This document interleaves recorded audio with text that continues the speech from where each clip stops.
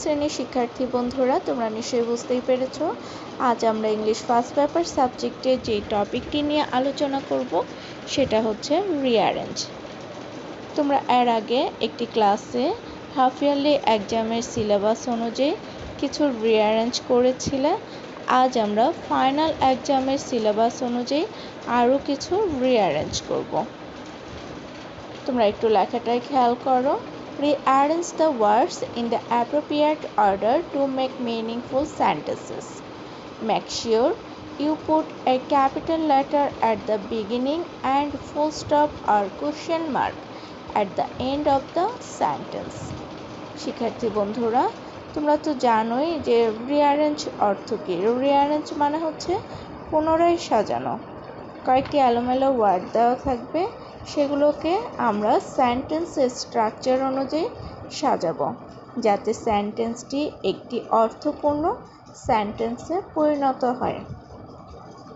Rearrange করার পূর্বে তোমাদেরকে অবশ্যই কয়েকটি বিষয়ের প্রতি খেয়াল রাখতে হবে কিংবা জানতে হবে। সেগুলো নিয়ে আমি এর আগের ক্লাসেও রিঅ্যারেঞ্জ সম্পর্কে যখন পড়িয়েছিলাম তখন আলোচনা করেছিলাম। আজ আবারও একটু আলোচনা করে নিচ্ছি। আর এর মাঝে তোমরা ইংলিশ সেকেন্ড পেপারও বেশ কিছু বিষয় পড়েছ। তো আমি সেই আলোচনায় যাচ্ছি, আমার সেই সংক্ষিপ্ত আলোচনায়। প্রথমেই আসি সেন্টেন্স নিয়ে। কয়েকটি ওয়ার্ড এলোমেলো করে স্থাপন করলেই তা সেন্টেন্স হয় না। যেমন অ্যাম আই ওয়েল ভেরি, কি কিছু বুঝতে পারলে? এই যে ওয়ার্ড গ্রুপগুলোতে ওয়ার্ডগুলো এলোমেলো করে সাজানো হয়েছে এবং আমি সেটাই বলেছি, যা কোনো মনের ভাব ব্যক্ত করতে পারছে না। ওয়ার্ডগুলো যদি আমরা এখন সঠিকভাবে সাজিয়ে নেই তাহলে দাঁড়াবে আই এম ভেরি ওয়েল। কি এখন কিছু বুঝতে পেরেছ? তার মানে কি? আমি এখন তোমাদেরকে আমার মনের ভাবটি সম্পূর্ণরূপে প্রকাশ করতে পেরেছি। অ্যাম আই ওয়েল ভেরি, এটাকে সাজিয়ে পেয়েছি আই এম ভেরি ওয়েল, আমি খুব ভালো আছি।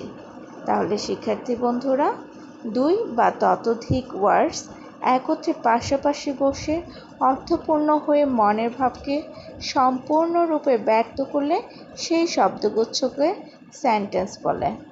এই যে অ্যাম আই ওয়েল ভেরিকে আমি সাজিয়ে লিখলাম আই এম ভেরি ওয়েল, এটাই হচ্ছে আমাদের রিঅ্যারেঞ্জ।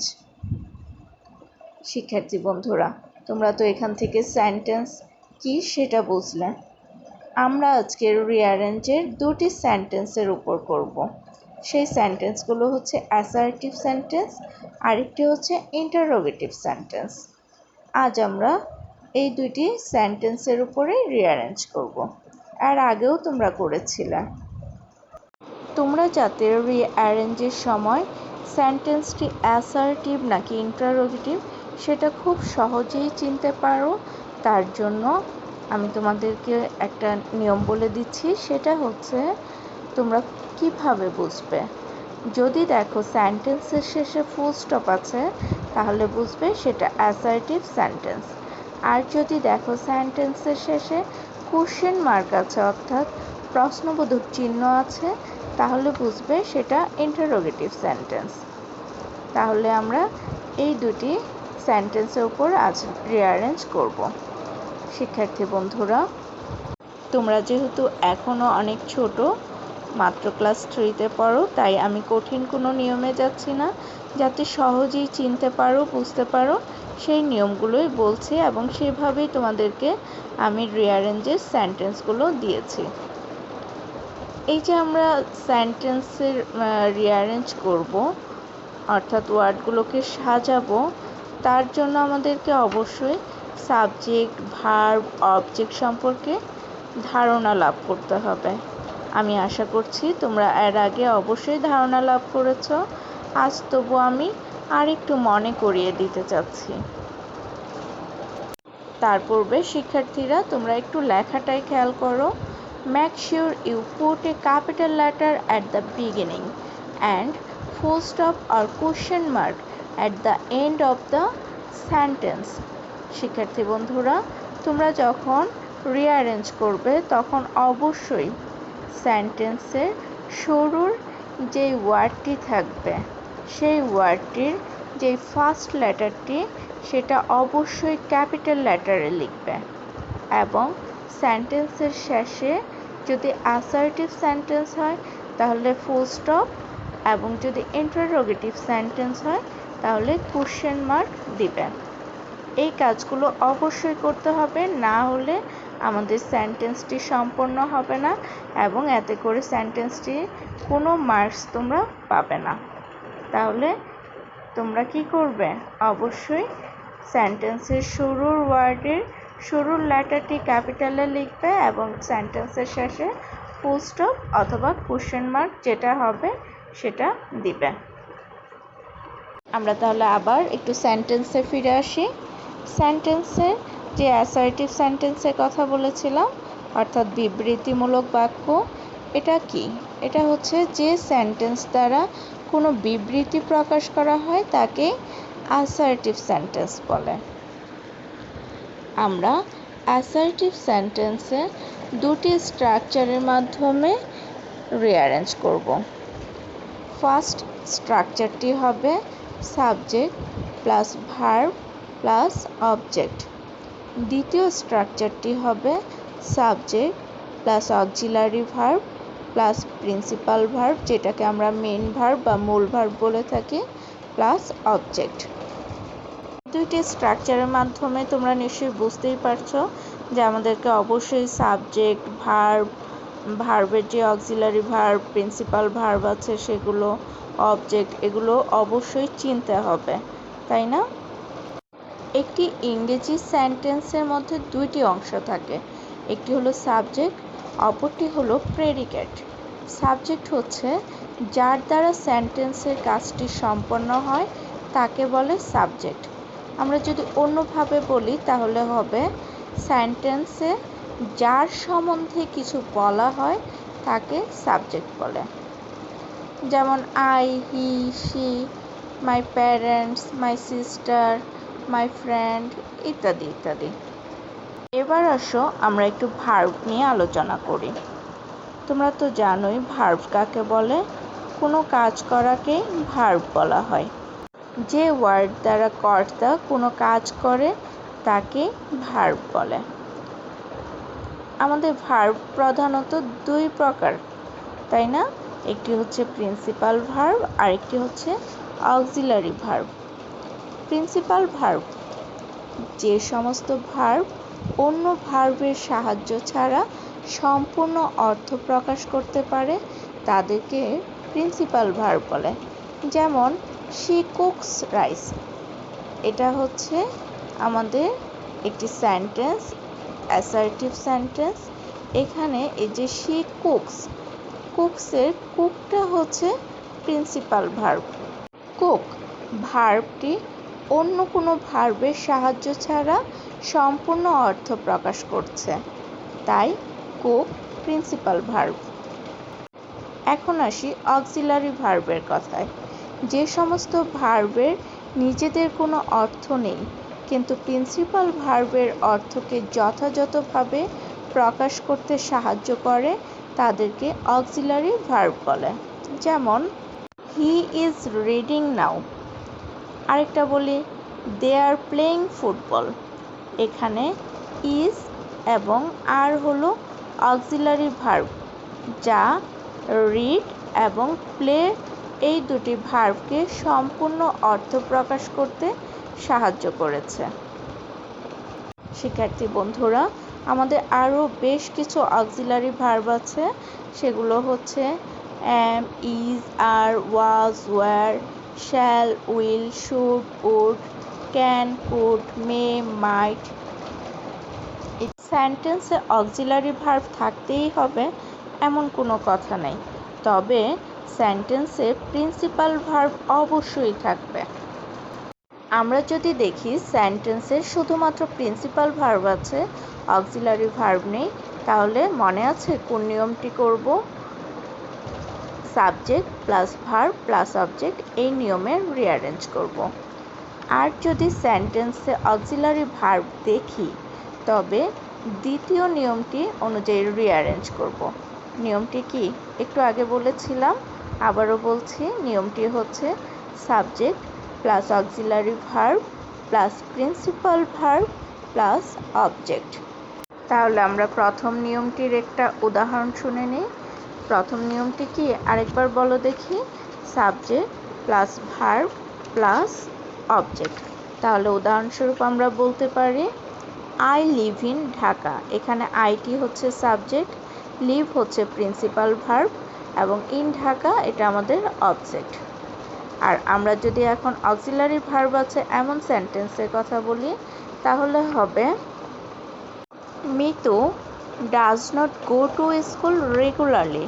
এখানে Mitu subject, does not auxiliary verb, go principal verb, বাকিটুকু হচ্ছে অবজেক্ট। তাহলে তোমরা উদাহরণ অনুযায়ী কিভাবে রিঅ্যারেঞ্জ করতে হবে সেটা বুঝতে পেরেছ।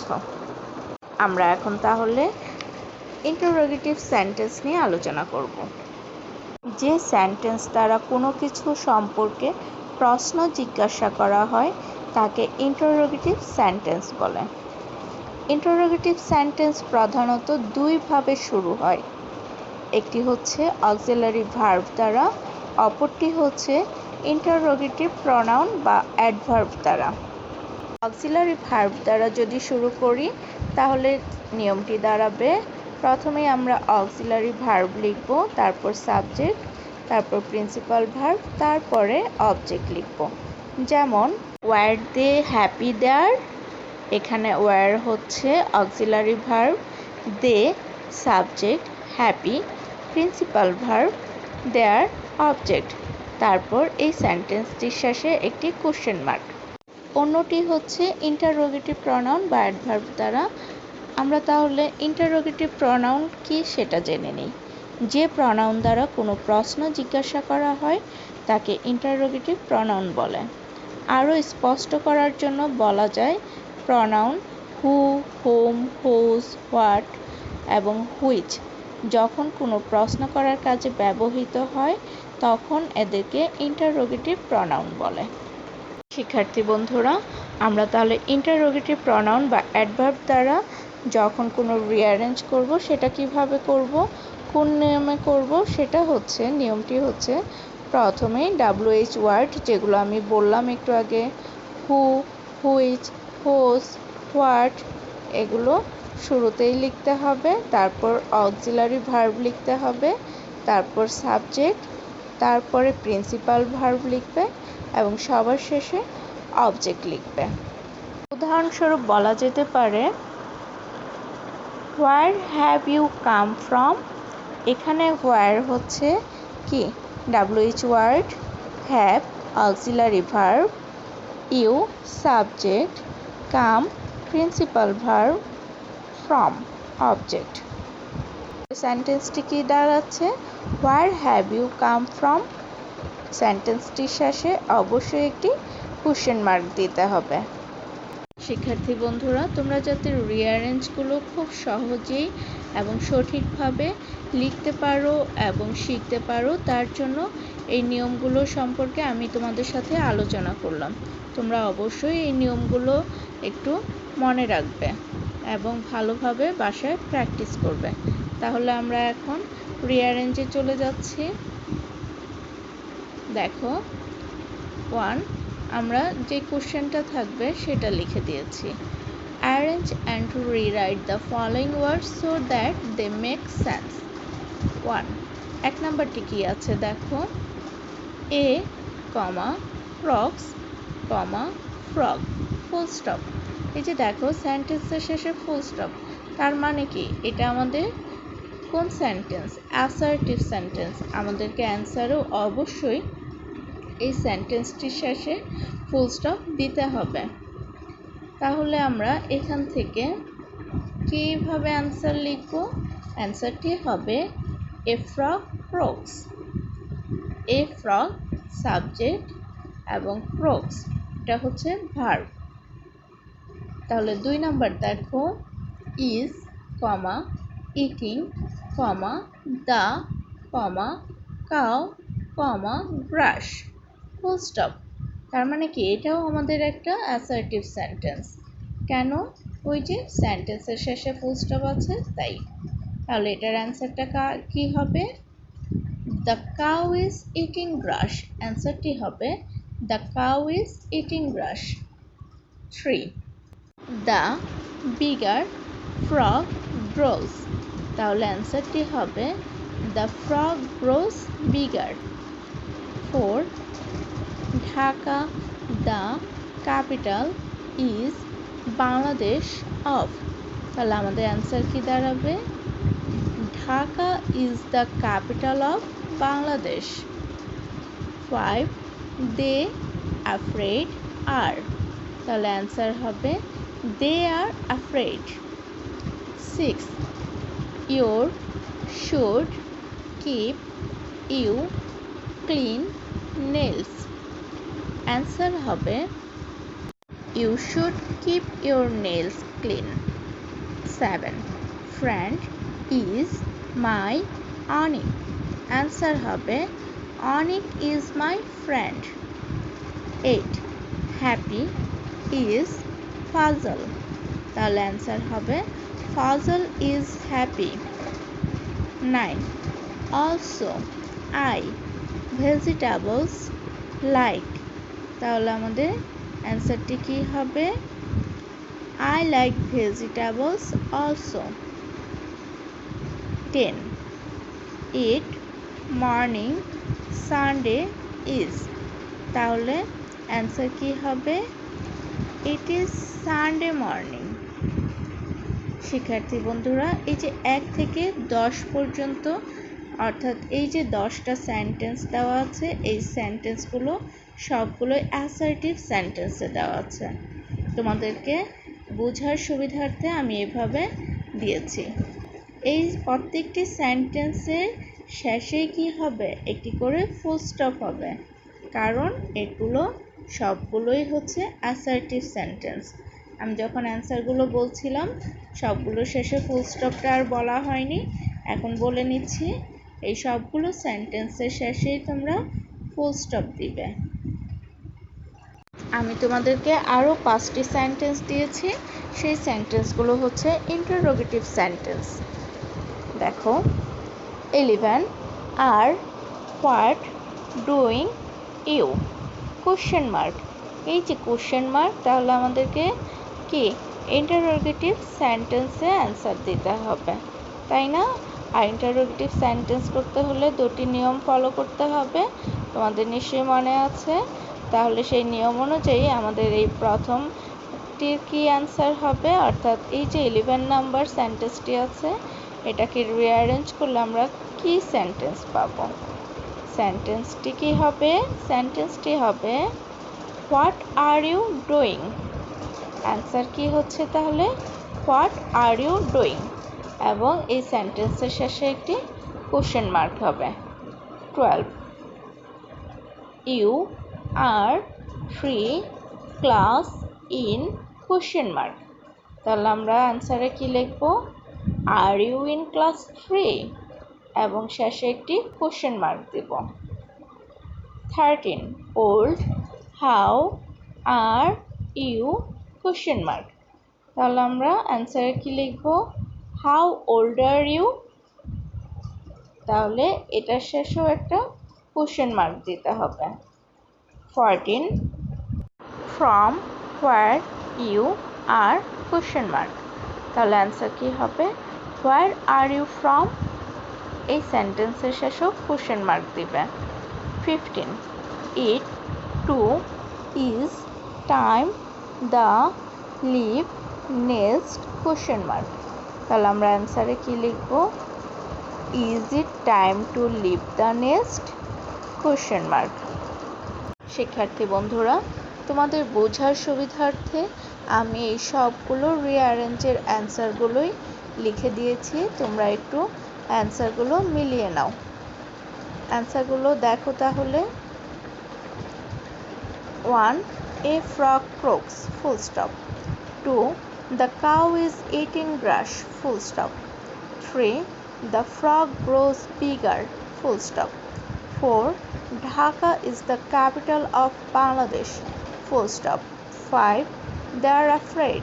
Full stop. 6. You should keep your nails clean. Full stop. 7. Anik is my friend. Full stop. 8. Fazal is happy. Full stop. 9. I like vegetables also. Full stop. 10. It is Sunday morning. Full stop. শিক্ষার্থী বন্ধুরা, এই যে দেখো 9 নম্বরের অ্যান্সারটি I like vegetables also, তোমরা এটার পরিবর্তে লিখতে পারো আই অলসো লাইক ভেজিটেবলস। এই অ্যান্সারটিও সঠিক হবে। তোমরা যেটা পছন্দ সেটাই লিখবে। তাহলে আমরা এর পরের সেন্টেন্সগুলোতে যাই। এর পরের পেজে যে রিঅ্যারেঞ্জের অ্যান্সারগুলো আছে সেগুলো দেখছি। 11. What are you doing? Question mark. 12. Are you in class 3? Question mark. 13. How old are you? Question mark. 14. Where are you from? Question mark. 15. Is it time to leave the nest? Question mark. তোমাদের SW কি থাকবে তোমরা সেটা একটু দেখে নাও। দেখো homework rearrange 1 to 15। তোমরা যে 15টি রিঅ্যারেঞ্জ করলে এতক্ষণ সেগুলোই তোমাদের SW থাকবে। তোমরা তাহলে SWগুলো করে ফেলবে। আজ তাহলে এই পর্যন্তই। সবাই ভালো থাকো, সুস্থ থাকো। আল্লাহ হাফেজ। ধন্যবাদ সবাইকে।